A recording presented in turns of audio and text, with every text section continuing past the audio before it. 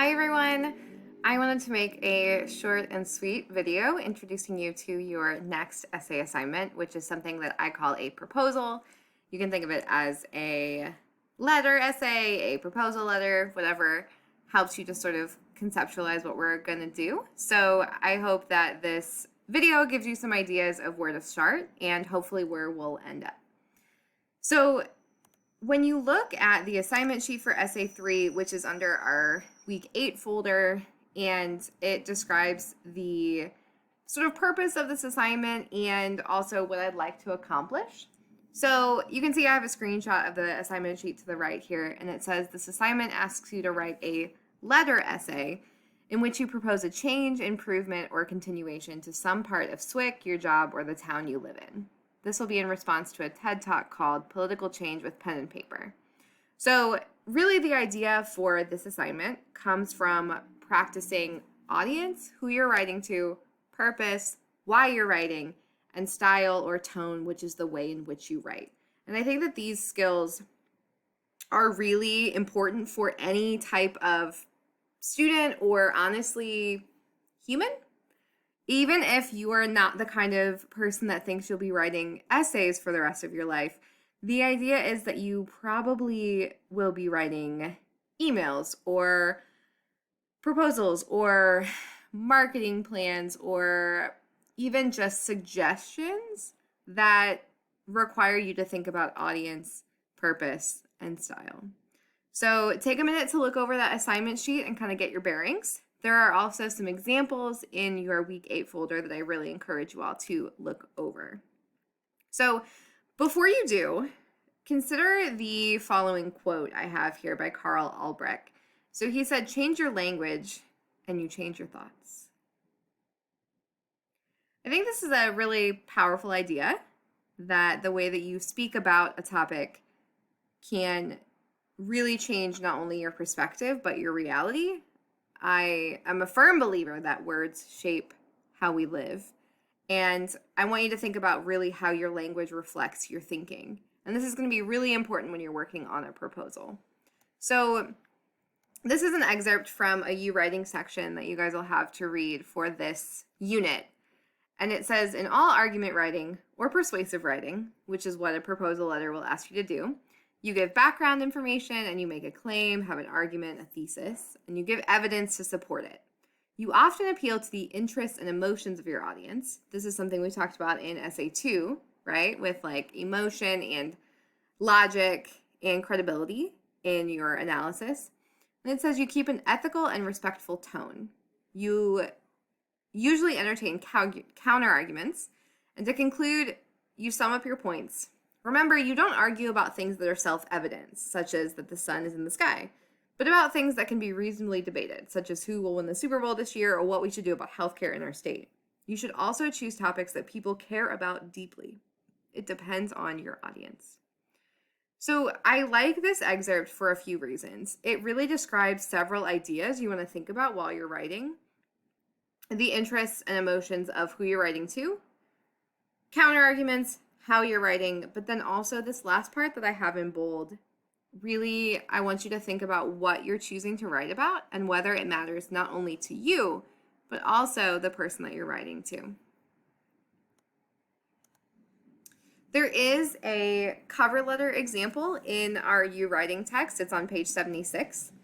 And if you're kind of struggling with the idea of style, this cover letter really is an example of professional writing, but looking it over, you might ask yourself, how does it show a formal or informal, casual or not style, and what phrases kind of help give it that style? That's what you want to think about when you're working on this essay in particular. To kind of help you illustrate that idea, I pulled out some some words from this letter that we're going to kind of chart on this graph here. So when you think about words like honest, responsible, or excellent in terms of yourself as a professional or the person writing this letter to get a job, you think about that and where these words would fall on this chart. Likely, we would all put honest, responsible, or excellent up in this top right quadrant. And that's intentional. If you're writing a cover letter, which is really to a position you're applying for, you want to give a formal and positive view of yourself. So it makes sense that you would use words that fall in this formal positive quadrant. When you're writing a letter like this, or you're writing to a specific audience, you want to consider which of these quadrants is ideal for your topic. So another example, what if you were writing about a problem in your community? Let's say you really think that the mayor in your town should consider a new program for recycling because there aren't a lot of options in where you live.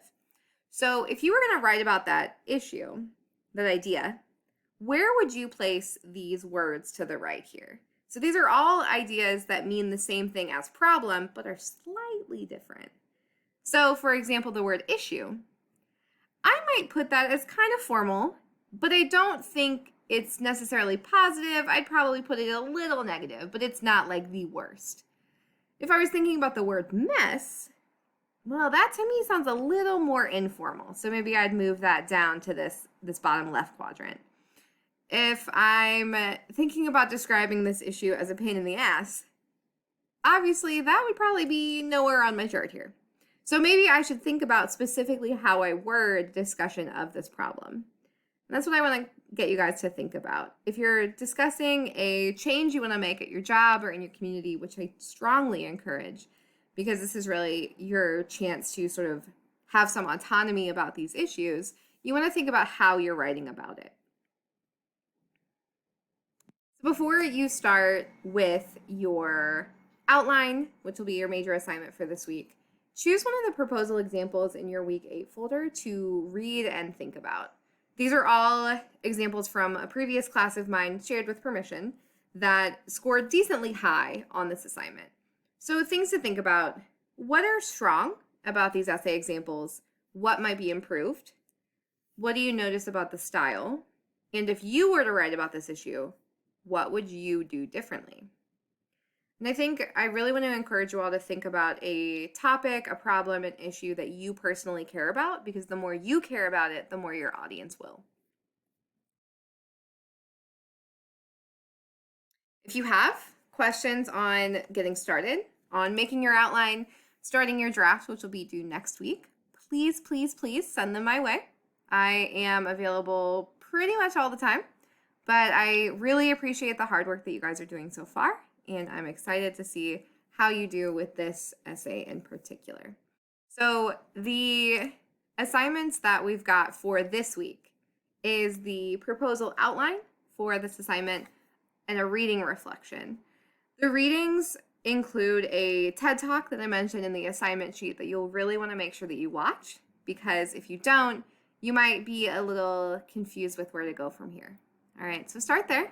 And before I let you go, I wanted to give a little shout out to the winners of our blog post extra credit, which I will share in just a moment.